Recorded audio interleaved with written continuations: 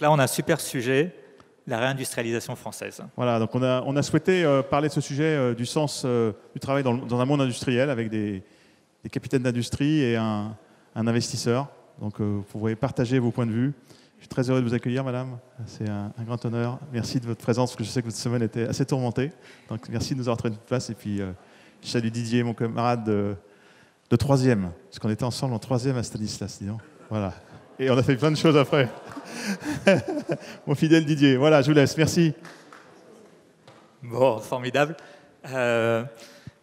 Peut-être en rebond à ce qu'on a entendu tout à l'heure, je ne sais pas si vous étiez là, peut-être pour vous Delphine, honneur, c'est quand les jeunes nous disaient pour changer le monde, les entreprises traditionnelles quand même on n'y croit pas trop, il faut qu'on prenne notre destin en main parce que derrière ça cascade pas assez.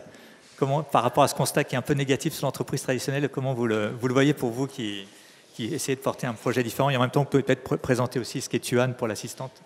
Alors, effectivement, je vais déjà répondre à la première question et je vais dire que non, je ne peux pas croire qu'on puisse faire un bilan aussi pessimiste de la réalité de nos entreprises, même si ce n'est pas des grosses entreprises, on reste une ETI, mais on peut se dire que l'ETI, comme je la vis, est une entreprise où on se donne les moyens de mener des projets et des projets innovants et des projets où on va pouvoir laisser la place à l'écriture de chacun et de chacune qui nous rejoint. Et donc, je suis beaucoup plus optimiste que ce que j'ai pu entendre. Donc, Tuan est un groupe familial, 175 ans. Je suis moi-même la 6e génération. Et donc, une entreprise qui s'est développée dans le dispositif médical avec des racines à Saint-Étienne et qui maintenant s'inscrit à l'international puisqu'on a plus de 50% de notre chiffre d'affaires qui est à l'international. Voilà. Et avec un ancrage, bien évidemment, industriel, puisque c'est le sujet du jour, puisqu'on a 13 usines dans le monde. Voilà. Et 95% de votre chiffre d'affaires qui est en France, en Europe? Alors, chiffre d'affaires en France et en Europe, bien sûr, mais surtout 95% de produits qui sont faits chez nous. Donc, on est complètement intégré. Super. Ce matin aussi, Didier, autre entreprise familiale, aussi 175 ans, je crois. Ouais, 160. Et on voyait avec Longchamp, c'est-à-dire l'intérêt d'une entreprise familiale, c'est aussi qu'on peut être porteur d'un temps long et de valeurs un peu particulières. Vous qui avez repris la direction pour amplifier, vous pouvez peut-être dire un mot là-dessus sur le groupe et votre parcours. Donc derrière, c'est une vieille entreprise familiale, effectivement, 160 ans, qui a changé 15 fois de métier en 160 ans. On a beaucoup de choses qui sont restées, les valeurs, on en parlera tout à l'heure, mais aujourd'hui, on est dans l'aéronautique. Et en fait, on a fait un virage industriel il y a 20 ans, parce que pendant 140 ans, on n'a fait que du service. On appellerait logistique aujourd'hui. On a décidé il y a 20 ans de devenir industriel. Donc, le thème du débat d'aujourd'hui sur l'attractivité de l'industrie, on est particulièrement sensible à ça chez Daher. On a construit des usines. On a aujourd'hui 50% du chiffre d'affaires. On fait 1,8 milliard, 1,9 milliard qui est de l'industrie, beaucoup d'industrie en France. Et on est dans un métier qui se réinvente tous les jours. L'aéronautique aujourd'hui est très critiquée pour son impact environnemental. Et ce qu'on fait, c'est qu'on essaie d'attirer les jeunes pour venir faire cette 4e révolution. On s'est engagé au niveau de la profession à être zéro net carbone en 2050.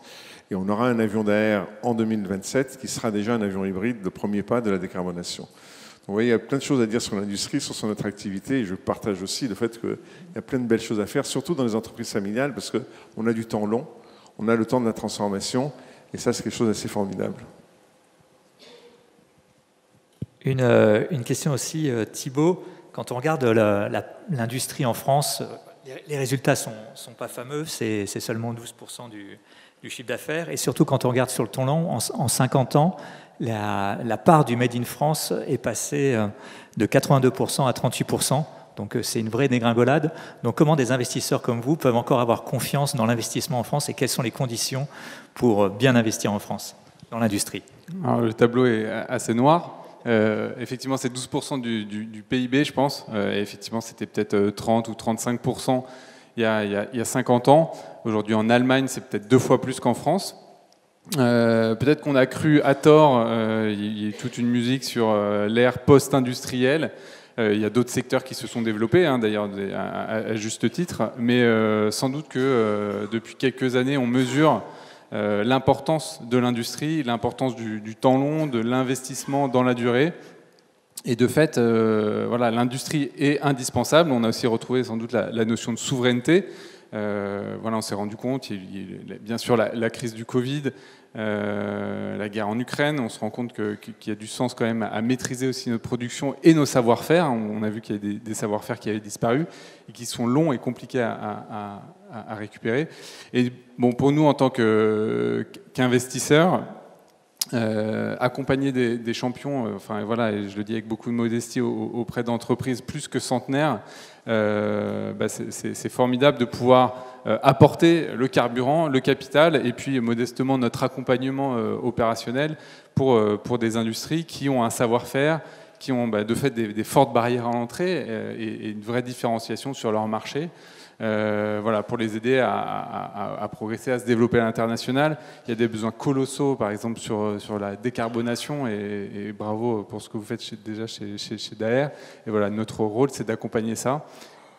Et je crois que les industries qui se projettent dans le temps réussiront et méritent en tout cas d'être largement accompagnées par des investisseurs au capital. Super. Delphine, pour réussir, alors c'est bien de produire en France, mais la clé du succès quand même, c'est l'ambition internationale. Donc c'est un virage que vous avez pris il y a un demi-siècle. Si vous pouvez en dire un mot, comment une entreprise peut rester française de racines, mais internationale de portée?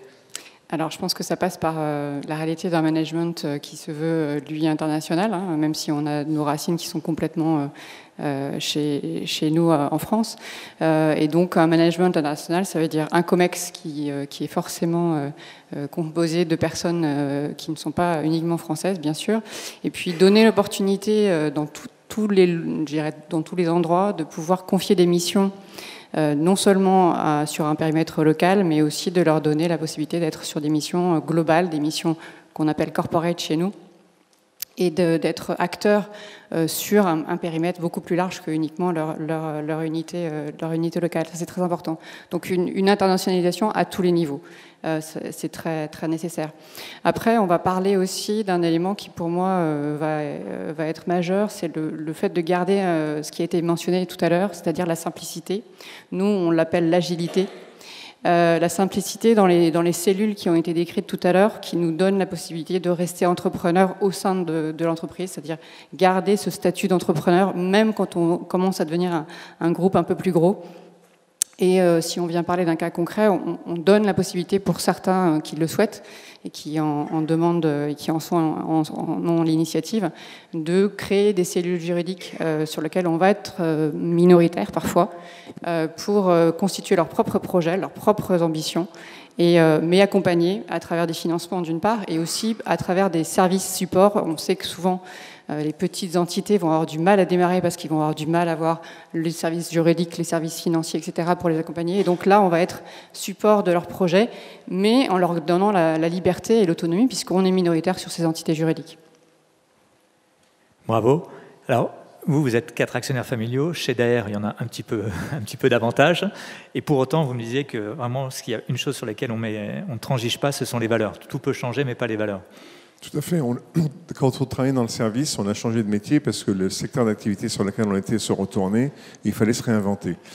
Le fondateur de la société, donc Paul Daher, en 1863, il y a aujourd'hui 700 descendants de Paul Daher, 400 actionnaires, 700 membres de la famille, et donc du coup, une famille 7 générations après, ça se construit.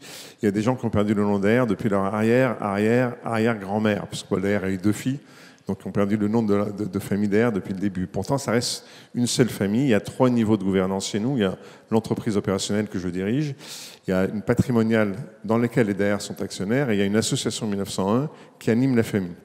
Et c'est bien cette continuité des valeurs qui fait aujourd'hui le fait que les gens se retrouvent et se reconnaissent dans ce qu'est Daher aujourd'hui, même si on a changé de métier. On a changé de métier, on a changé de taille. En 1998, on était le spécialiste de la logistique sur l'épopée de tout ce qui était pétrodollar, de construction de BTP dans le Golfe. Ça s'est retourné avec le contre-choc pétrolier. Et on est arrivé au plus bas de la taille de l'entreprise. On était 400 personnes, on faisait 70 millions de chiffre d'affaires. L'année prochaine, d'ailleurs, c'est 1,9 milliard de chiffre d'affaires, on est 14 000. Donc l'entreprise a beaucoup changé. Et ce n'est pas la même entreprise que celle qu'on avait il y a à peine 25 ans. Par contre, ce qui est resté, c'est les valeurs, c'est la raison d'être. On est une des rares entreprises françaises à avoir fait une raison d'être au niveau de l'entreprise opérationnelle, au niveau de la patrimoniale et au niveau de l'association 1901, qui est la même raison d'être pour les trois. Et c'est ça qui fait que ça dure. Vous pouvez la rappeler en même temps? Pardon? Vous pouvez rappeler la raison d'être? La raison d'être, oui, c'est au cœur de nos activités, libérer le potentiel de celles et ceux qui font avancer le monde. Et avec ça, on retrouve tout ce qui est l'histoire de Daher, tout ce qui est Daher aujourd'hui, et surtout les hommes et les femmes qui sont au cœur de notre raison d'être. Superbe. Alors, Thibaut, vous, si j'ai bien compris, vous avez 40% des actifs que vous gérez dans l'industrie. Donc, c'est une forte proportion, beaucoup plus que la part dans l'économie française. Donc, bravo pour surperformer. Peut-être ce qui peut être intéressant pour nous tous, c'est de dire quelle est la grille de lecture que vous utilisez en général pour vous dire, tiens, ça, ce projet industriel, il nous intéresse. Effectivement, 40% des investissements du groupe Ciparex, qui c'est à peu près 3,5 milliards d'actifs sous gestion, c'est un montant investi dans les entreprises ou en train d'être investi. 40% dans l'industrie directement et les services aux industries, quand pour le métier du capital investissement en France, ce pourcentage est plutôt de 25%.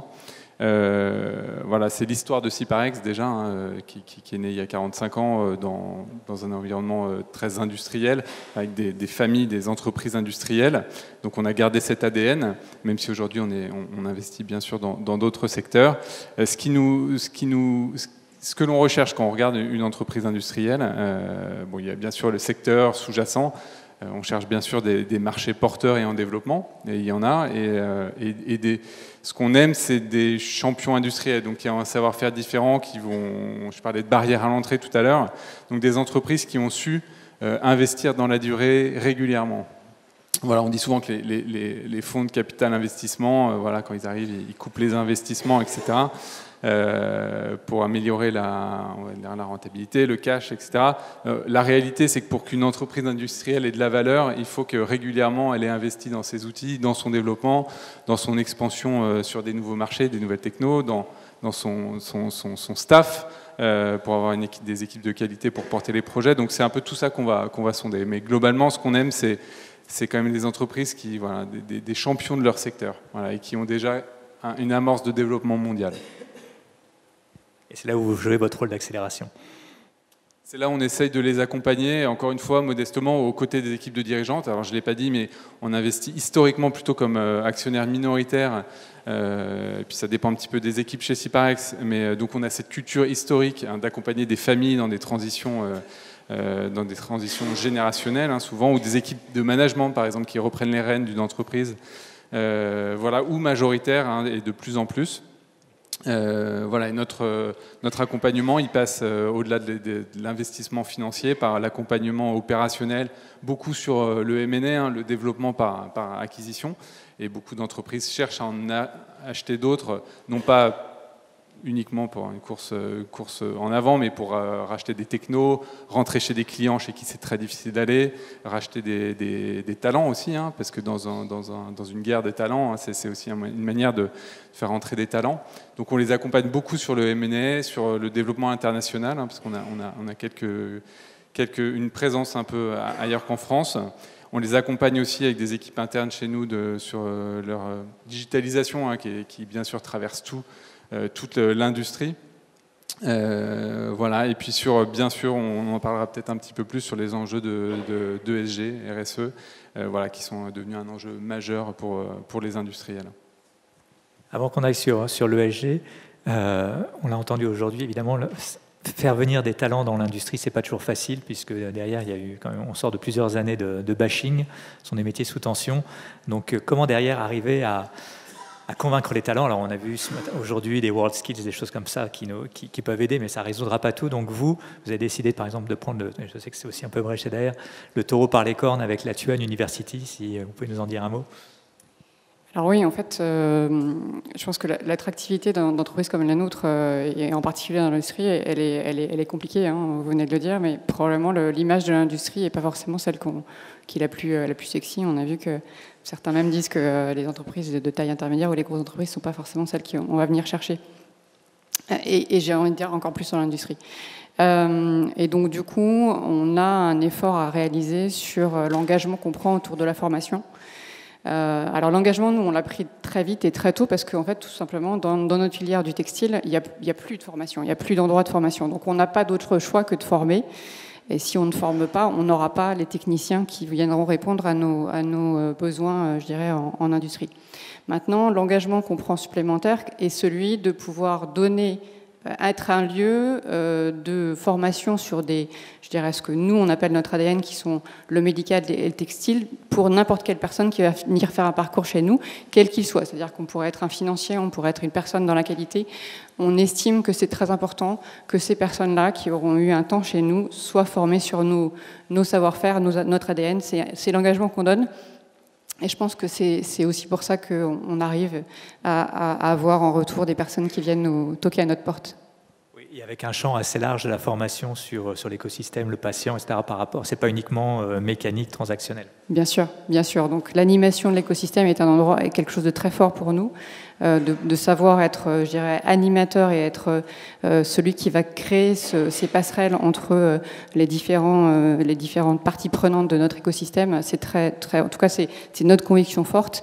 On va parler bien sûr des CHU, on va parler des bureaux d'études, on va parler des écoles, et c'est quelque chose sur lequel on pense que c'est ce qui fait construire la pérennité de notre présence dans notre bassin et dans notre écosystème. Pour l'aéronautique, qui est quand même un métier incroyable, puisque on le rappelle, c'est le premier exportateur, c'est le premier poste exportateur du commerce extérieur français. D'un côté, on voit une étude récente de l'INSEE qui montre des chiffres évidemment très, très positifs, qui dit quand on réindustrialise, je cite, pour un projet qui génère 1 milliard d'euros de valeur ajoutée, indirectement, c'est 2 milliards d'euros de valeur ajoutée qui vont être générés au total pour l'industrie française. 24 000 emplois et 740 000 tonnes de CO2 évitées. Donc ça, c'est l'analyse. Donc vous, en même temps, il y a à la fois ces chiffres merveilleux, mais il y a aussi un contexte international, notamment avec l'IRA, si vous pouvez en dire un mot pour la salle, qui fait que ce n'est pas toujours aussi simple qu'on le voudrait de faire le choix France. Alors, oui et non, parce qu'en fait, qu'est-ce qui attire les jeunes chez nous, qu'est-ce qui attire les gens dans l'industrie? C'est d'abord la fierté du produit. Et ça, c'est la première des choses, c'est la fierté du produit. La deuxième chose, c'est qu'on est ancré dans les territoires. Le gros de nos activités, le siège est à Paris, mais nos usines ne sont pas à Paris, elles sont partout en France. Et ça aussi, c'est un vrai plus pour attirer les gens, parce que c'est du travail près de chez eux. Et ça, c'est dans l'industrie, vous avez des usines, ça ne se délocalise pas facilement. Donc ça, c'est le premier point. Néanmoins, on est sur un marché mondial, on est sur un marché parce qu'on fabrique aussi des morceaux d'avion, des morceaux de fuselage, et c'est un duopole Airbus-Boeing, donc on se doit aussi d'être internationaux. Maintenant, il y a des vrais enjeux de souveraineté dans nos activités aéronautiques, parce que l'aéronautique et la défense sont des choses proches. Nous, d'ailleurs, en tant que boîte familiale, on a décidé de ne pas toucher au système d'armes, c'est-à-dire qu'on ne se développera pas comme un acteur de la défense. On parlait de valeurs, ça fait partie des feuilles de route. Moi, je suis le premier non familial à diriger l'entreprise.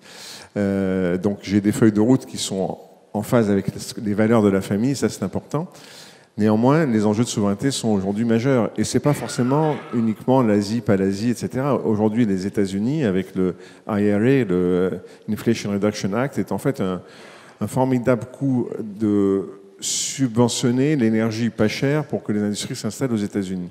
Si on veut que l'industrie reste en France aussi, ce n'est pas uniquement par rapport à la concurrence des pays émergents, c'est aussi par rapport à nos chers amis américains qui sont très bons pour faire du protectionnisme, faire du dumping local. C'est tous ces enjeux-là qui rendent les choses compliquées. Néanmoins, on est français, notre cœur est ici, le gros de nos activités est ici, et la 50% de notre marché aussi, ça aide. Sur la partie investissement, vous commencez à l'évoquer. Bien sûr, il y a tous les éléments financiers, vous le disiez, les barrières à l'entrée, le niveau de CAPEX, l'investissement continu, etc. Mais il y a aussi, vous l'amorciez, les critères extra-financiers et notamment environnementaux. Comment est-ce qu'ils pèsent aujourd'hui par rapport à hier dans vos choix et dans vos arbitrages ? Effectivement, c'est une tendance de fond qui est bonne et voilà. Et forcément, nous, ça nous impacte aussi parce que ça impacte nos participations et nos investissements. Les entreprises et les industriels en premier lieu ont des enjeux énormes autour de remplir des critères, respecter des normes, faire du reporting autour de ces sujets-là. Mais au-delà du reporting, c'est aussi changer et innover. Et de ce point de vue-là, voilà, on a longtemps vu l'industrie, on parlait d'industrie bashing, au contraire l'industrie elle est aussi porteuse de toutes les solutions pour les innovations et pour améliorer les choses. Nous, d'un point de vue investisseur, oui bien sûr, je vous parlais de la qualité des marchés sous-jacents, de la qualité de l'équipe qui porte le projet, et c'est aussi comment est-ce qu'ils sont innovants sur ces aspects de prise en compte des aspects environnementaux, des aspects sociaux, des aspects de gouvernance, et comment ils sont sur des trajectoires concrètes d'amélioration. Souvent, on parle souvent du du greenwashing, pardon. Souvent, ce qu'on constate, c'est que nos industriels, c'est l'inverse. En fait, ils font beaucoup de choses dans leurs entreprises. Ils sont innovants, ils font des progrès sur tous ces aspects-là, mais ils n'en parlent pas beaucoup. Donc, nous aussi, on les aide aussi à mettre les choses en avant. Et puis après, très concrètement, nous, aujourd'hui, nos participations, et nous, notre vocation, c'est de rester actionnaire pour un temps et de céder nos participations. Elles n'auront pas la même valeur à la sortie si elles sont sur des trajectoires concrètes de transformation ou si elles n'ont pas avancé sur ces sujets-là. Donc, se rejoignent, et c'est plutôt positif, les enjeux que nous avons tous sur l'environnement social et la valorisation de nos entreprises. Dans cette ligne, Delphine, vous, chez Tuan, vous pensez plus patient que client. Qu'est-ce que ça veut dire concrètement et qu'est-ce que ça a comme impact justement sur les valeurs et les actions de l'entreprise d'avoir ce changement de paradigme? Alors, on parlait de sens tout à l'heure. On va se dire que d'apporter un sens autour du fait de pouvoir accompagner des patients, je pense que c'est un fondamental sur lequel tous ceux qui nous rejoignent s'inscrivent et c'est quand même en soi c'est déjà porteur de sens. Maintenant, là où je pense qu'il faut pouvoir souligner l'effort particulier qui est le nôtre, c'est de se dire que les réglementations européennes et américaines ne nous permettent pas d'avoir accès aux patients. Ça va vous paraître bizarre, mais en même temps, c'est la réalité. C'est-à-dire que pour plein de raisons, et aussi parce qu'il y a eu des épisodes avec certains acteurs du DM, l'accès aux patients est extrêmement compliqué. Pour aller, ne serait-ce que poser un produit, dispositif médical sur un patient sain, un patient qui n'est pas avec une pathologie importante, il faut 6 mois. 6 mois de dossier administratif. C'est pour dire à quel point, je dirais, on est contraint par la réglementation.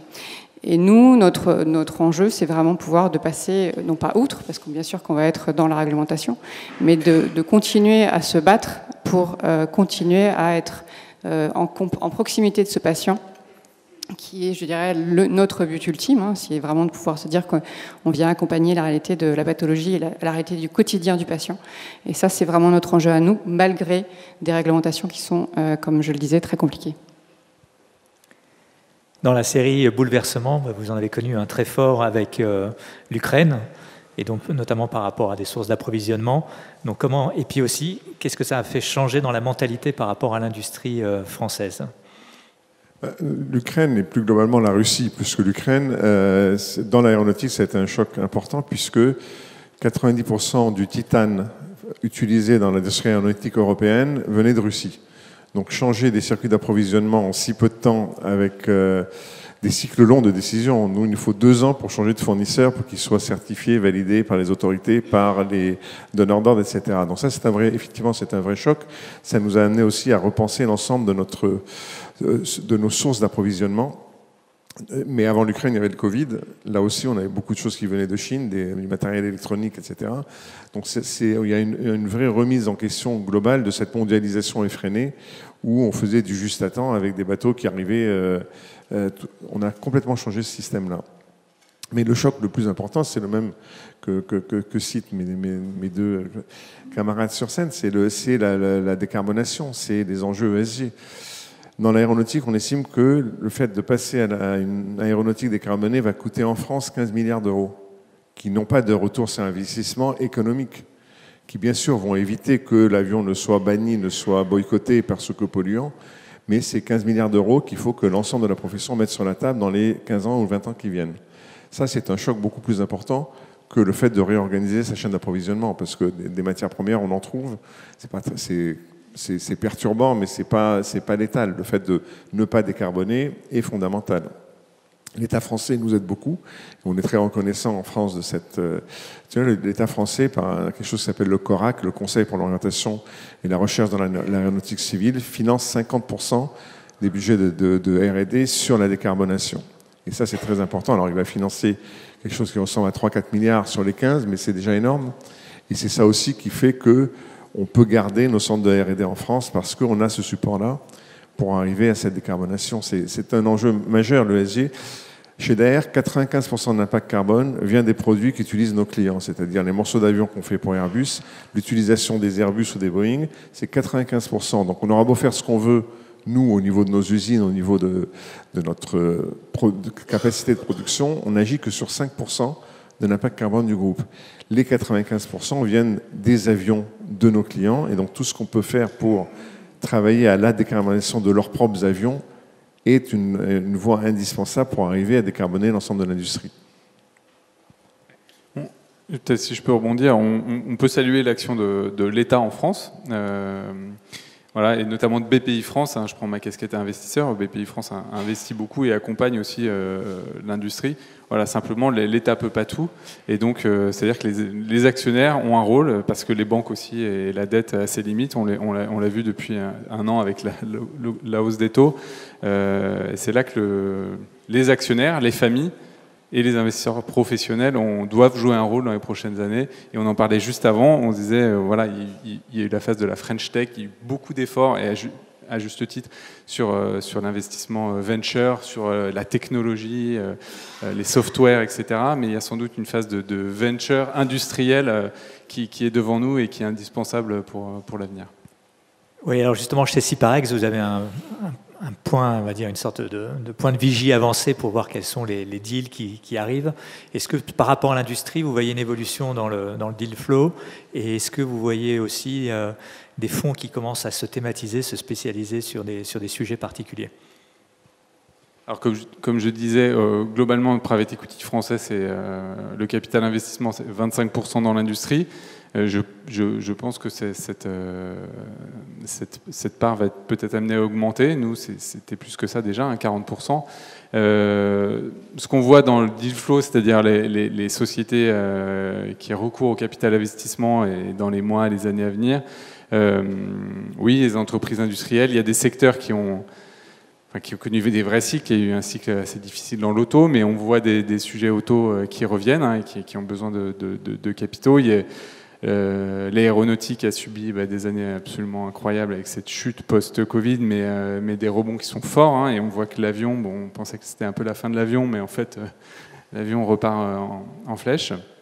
Donc, les industries sont très diverses et variées. Nous, on a beaucoup. On a de l'équipement industriel, on a de l'aéronautique, un peu d'auto, de l'agroalimentaire, qui est un très gros secteur aussi, qui a aussi besoin d'investissement. Donc, je dirais que les secteurs sont assez variés, et il y a des sujets, il y a beaucoup de sujets industriels qui doivent aussi organiser, des sociétés familiales qui organisent des transmissions et qui font des premières ouvertures de capital. Donc le deal flow est assez nourri. Et en termes d'acteurs, oui, effectivement, il y a quelques acteurs. On parle de first time fund, donc des équipes qui se créent dans l'investissement sur la thématique de l'industrie ou de la réindustrialisation. Voilà, je ne vais pas citer mes concurrents, mais il y en a notamment ici, de mémoire, il y a une équipe à Lyon qui se monte sur cette thématique de l'investissement industriel. Donc c'est très intéressant et très utile. Formidable. Delphine, ce matin, on avait Jean-Dominique Sénard qui nous disait la clé pour réussir dans l'industrie, c'est la responsabilité à tous les étages. Et pour lui, c'était empowerment et accountability. Donc je sais que vous travaillez beaucoup sur l'empowerment. Si vous pouvez en dire un mot sur comment vous arrivez à l'échelle à faire vivre cette valeur. Disons que l'empowerment, c'est un peu ce que je décrivais tout à l'heure, c'est-à-dire avoir des cellules autonomes, alors soit avec un support juridique, ou tout simplement au sein de l'entreprise de se mettre en situation d'avoir cette capacité à tous les niveaux de décider. Pourquoi en fait? Tout simplement, c'est que quand on est dans un monde qui est comme celui qu'on vit de plus en plus, c'est-à-dire avec des cycles qui sont de plus en plus courts, on n'a pas le choix que de laisser la main aux managers et de leur faire confiance, et dans l'idée que Si l'information et je dirais le cycle de décision doit remonter tout en haut de la chaîne, eh bien on va prendre des risques pour l'entreprise. Donc on a vraiment à cœur de donner un empowerment suffisamment puissant à tous les échelons de la chaîne pour que justement on puisse avoir cette capacité avec cette notion qui est très forte chez nous, qui est la notion du bon sens. Alors ça peut paraître un petit peu basique, mais c'est vraiment quelque chose sur lequel on va avoir travaillé pour donner cette capacité pour les managers de prendre la décision. Super. Didier, vous me disiez que quand je vous posais la question, après ce que vous avez vécu sur le Covid, sur l'Ukraine, est-ce que rétrospectivement, s'il y avait des choses à refaire dans les choix que vous aviez fait avant, est-ce que vous auriez fait différemment? Et vous me disiez en fait, bonne nouvelle, non, ça a confirmé qu'on était sur les bonnes directions. Non, on est convaincu qu'effectivement cet investissement de long terme est important, que si on veut transformer les choses, il faut qu'on soit des acteurs et qu'on n'attende pas tout d'ailleurs. Mais vous savez, il y a aussi une question de confiance à mettre en place avec les équipes. Nous, vous parlez du Covid, on a perdu 40% de l'activité pendant le Covid. L'aéronautique a eu un sacré choc, 40% d'activité. On a dû faire un PSE, et c'est une de nos grandes fiertés chez Daher, on parlait des valeurs et de la continuité des valeurs. On a dû faire un PSE qui, au départ, devait supprimer 1300 postes dans l'entreprise, parce qu'en ayant perdu 40% d'activité, la survie du groupe en dépendait. Grâce à un travail de coopération avec nos partenaires sociaux, on a réussi à limiter le nombre de départs à moins de 100 départs contraints, et ce, en moins de 13 mois ou 14 mois. Pourquoi? Parce que dans une entreprise familiale, ces valeurs qui perdurent, ces valeurs qui sont là pour durer, et surtout la conviction que, au-delà de l'investissement, ça n'a rien de critique, il y a aussi le savoir-faire des hommes et des femmes dans l'entreprise qui est indispensable et qu'il faut préserver. Et donc c'est vraiment ce travail en commun. Là, on fait une 50aine de mobilités dans le groupe en France d'habitude. On en a fait plus de 500 pour préserver l'emploi. Et ça, c'est aussi ce qui est important dans l'industrie, c'est de ne pas sacrifier tout pour le court terme, mais aussi investir sur du long terme. Vous parlez de BPI. BPI est actionnaire chez Daher depuis 2008, parce que Daher a été l'entreprise dans laquelle le premier investissement du fonds stratégique d'investissement à l'époque a été créé. Donc on a été la première entreprise où on venait d'acheter une filiale d'Airbus. On avait un plan d'investissement. En 2008, il y avait déjà une crise dans l'aéronautique qui était la crise des subprimes. Et donc l'État a investi 20%, a participé à une augmentation de capital pour nous mettre de l'argent pour développer l'entreprise qu'on venait de racheter. Et depuis, le FSI devenu BPI est encore actionnaire chez nous. Je crois que vous étiez 100% familiaux, donc on pourra se parler après. Non, on a 87% la famille Daher et 12,5% maintenant, parce que la famille a racheté 7,5% des parts. Mais BPI sera resté chez nous plus de 18 ans, donc je ne suis pas sûr que ce soit vos horizons d'investissement. On a quelques très longues histoires. On en parlera tout à l'heure. Mais objectivement, c'est ce temps long, c'est le fait d'investir sur les compétences, sur le fait de garder les compétences. Là, ça fait 2 ans qu'on a du mal à recruter dans l'aéronautique, aussi paradoxal que ça puisse paraître, parce qu'il y a une remontée en cadence vraiment très importante. Et du coup, on a fait des centres de formation au sein de l'entreprise pour pouvoir embaucher des gens, les former et investir sur le temps long. Le fait d'être dans les territoires, de ne pas être dans des zones forcément où il y a de la compétition sur l'emploi, nous aide aussi à capitaliser et garder les compétences longtemps. C'est fondamental pour réussir dans l'industrie. Et pour boucler sur ce point-là, parce que vous parliez de temps long, vous partagez aussi que c'est une échelle temporelle de dingue. Vous disiez 7 ans pour développer un avion, 3-4 ans pour la mise en cadence, et puis après c'est parti pour 40 ans. Donc quand on se projette sur un demi-siècle, voilà, faire le choix de la France, c'est un choix très engageant, puisque on est parti pour un long coup. Tout à fait. Les derniers avions lancés par Boeing et par Airbus ont déjà 20 ans. Les prochains ne seront pas lancés avant 4-5 ans, c'est-à-dire développés avant 10-15 ans, c'est-à-dire en termes de production maximale dans nos usines avant 15 à 20 ans. Donc c'est pour ça qu'il faut anticiper et qu'il faut voir le temps long, parce que sinon on sera toujours à côté de la plaque. Donc pour ça, je ne regrette rien de ce qu'on a fait comme choix industriel avant l'Ukraine, le Covid, les subprimes, etc., parce que c'est pour nous des épiphénomènes par rapport à cette durée, cette vision de long terme. Super. Et pour conclure, parce que je vois qu'il nous reste 3 minutes, si vous aviez chacun un mot à dire à des jeunes qui aimeraient entreprendre mais qui hésitent à le faire dans l'industrie, qu'est-ce que vous leur diriez, Delphine? Eh bien, allez-y. Allez-y, c'est pas facile, on va pas se mentir, mais allez-y parce que c'est une aventure extraordinaire. Bon, en tout cas, je l'ai vécu comme une aventure de rencontre avec des personnes qui sont extraordinaires, exceptionnelles et passionnées.